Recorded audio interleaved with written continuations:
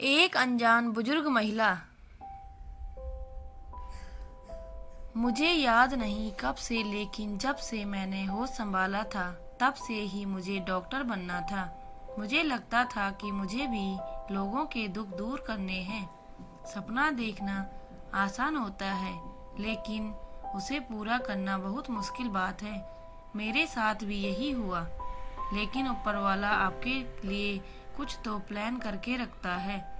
मेरे माता पिताजी जब मैं 6 साल की तब ही एक एक्सीडेंट में चल बसे। उनके अलावा मेरा इस दुनिया में कोई नहीं था। मुझे याद है पड़ोस की मासी ने कुछ दिन मेरा ख्याल रखा, मुझे खिलाया, मुझे उस समय संभाला। वो शायद मुझे हमेशा अपने साथ रखती, लेकिन फिर जैसा कि मैंने कहा, ऊपर वाले ने शायद मेरे लिए कुछ और प्लानिंग कर रखी थी। मेरे पिता के दोस्त डॉक्टर थे, वो हमारे घर आया भी करते थे। जैसे ही उन्हें मेरे पिता और माता के बारे में पता चला, वो आए और उन्होंने मुझे गोद लेना चाहा। उनके कोई संतान नहीं थी, बस फिर उसी दिन से वो मेरे माता पिता बन गए। मैं अपने आप को खुशकिस्मत मानती हूँ कि मुझे वो मिल गए, लेकिन इसमें भी उनकी मर्जी थी। एक दरवाजा जहाँ बंद होता है, वहीं दूसरा दरवाजा अपने आप वो खोल देता है। पिताजी डॉक्टर थे और मुझे भी डॉक्टर बनना था। पढ़ाई लिखाई अच्छे से हुई और भगवान और माता पिता के आशीर्वाद और मेरी मेहनत की बदौलत आखिरकार मेरा सपना सच हो गया। पढ़ाई पूरी करने के बाद पिताजी के क्लिनिक में उनके साथ मैंने प्रैक्टिस की और फिर वहीं उनकी थोड़ी ही दूरी पर उनके सहयोग से मैंने अपना एक छोटा सा क्लिनिक भी खोल लिया। कई लोग आते क्लिनिक पर और मैं उनके इलाज करके खुश होती, लेकिन पिछले कुछ दिनों से मेरी क्लिनिक के बाहर एक बुजुर्ग महिला आती है। शुरुआत में वो आती थी, बाहर से ही मुझे देखती थी और चली जाती थी।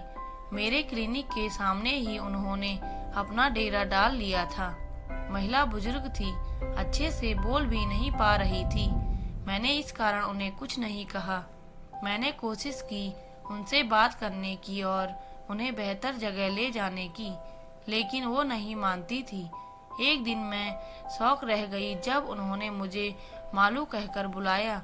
इस नाम से मुझे मेरे पिता और माँ ही बुलाते थे। उन्हीं को शायद मेरा यह नाम पता था। मेरा पूरा नाम मालती जरूर क्लिनिक के बाहर लिखा था, लेकिन यह नाम उन्हें कैसे, कुछ एक या दो मैंने सोचा, फिर मैंने बात को टाल दिया, यह सोचकर कि शायद उनके मुंह से निकल गया होगा। वो वैसी ही कई बातें बड़बड़ाती रहती थी। मेरे आते और जाते समय वो बड़ी प्यार भरी नज़रों से मुझे देखती थी, लेकिन जैसे ही कभी मैं उनके पास जाती, वो नज़रें चुरा कर दूर होने लगती। इसीलिए फिर मैंने उनके पास जाना छोड़ दिया। करीब 1 महीना हो गया था उनको मेरे क्लिनिक के आसपास। इस बारे में मैंने माँ को बताया था। एक दिन माँ को कुछ काम था और उनको मेरे क्लिनिक आना हुआ। वहीं उन्होंने उस बुजुर्ग महिला को देखा। देखकर उन्होंने उस समय कुछ नहीं कहा, लेकिन मेरे घर जाने के बाद उन्होंने कहा कि उनकी शक्ल जानी पहचानी सी लग रही है।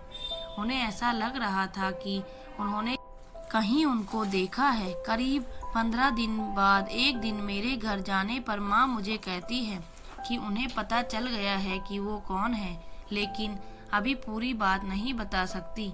मैंने कहा, कौन है? आप उन्हें जानती हैं क्या? वो मेरा नाम भी जानती हैं। उन्होंने मुझे मालू कहकर बुलाया था। कौन है वो? माँ ने कहा कि अभी नहीं, पर बहुत जल्द मैं तुझे बता दूंगी कि वो कौन है। अब मेरे मन में भी विचार आने लगे कि वो कौन है, आखिर इस हालत में कैसे आ गई।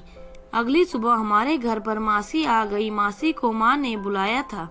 आते ही मासी ने उनसे मिलने को कहा।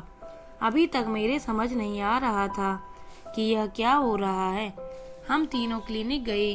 मौसी ने देखा और माँ को कहा कि हाँ, यह वही है।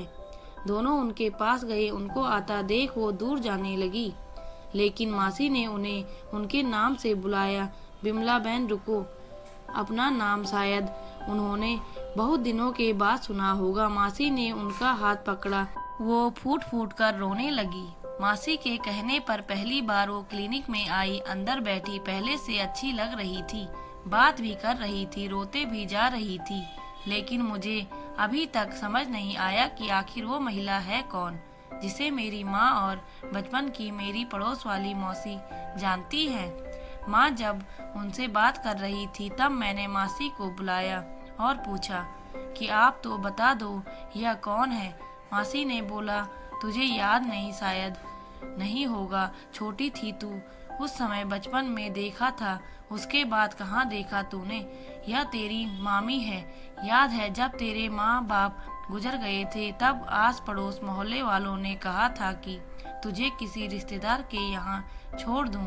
हालांकि मैं नहीं चाहती थी, लेकिन फिर मैंने सोचा कि मेरे पास रहकर क्या मिलेगा, तेरा भविष्य बन जाएगा। अगर कोई मिल जाए तो तेरे एक ही मामा थे, तेरे नाना का जमीन जायदाद सब था, लेकिन तेरी माँ ने अपने पसंद से शादी की, जिस कारण उन्होंने उनसे रिश्ते तोड़ दिए थे। जब मैं तुझे लेकर उनके पास गई तो तेरे मामा तो तुझे देखकर पिघल गए थे, लेकिन तेरी मामी ने साफ मना कर दिया था कि हमारा इससे कोई रिश्ता नहीं है। तुझे याद है उस दिन मैं तुझे ले गई थी, मासी ने मुझसे सवाल किया। मुझे याद है धुंधला सा।